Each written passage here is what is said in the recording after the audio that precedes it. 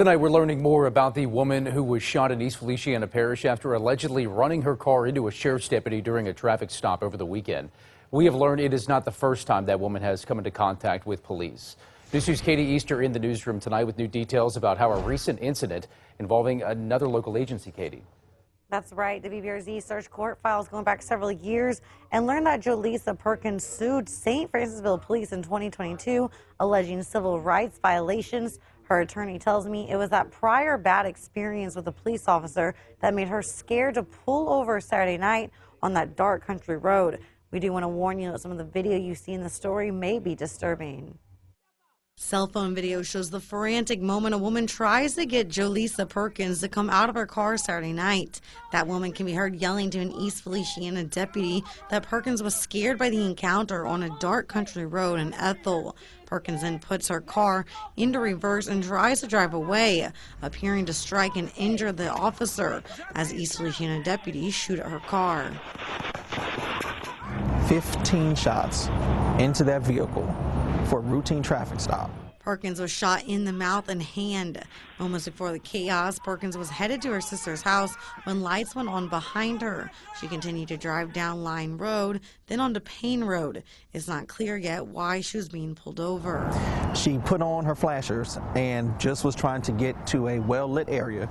And this is something that law enforcement advises folks in the public all the time. Perkins' attorney, Ron Haley, says she kept driving until she got to her destination, too scared to pull over. Haley says once Perkins got there, she was approached by a different deputy with his gun out, and that's why she tried to drive away. This isn't Perkins' first run-in with an officer. In June, she was paid damages by the St. Francisville Police Department, which settled out of court after Perkins sued over an alleged unlawful arrest.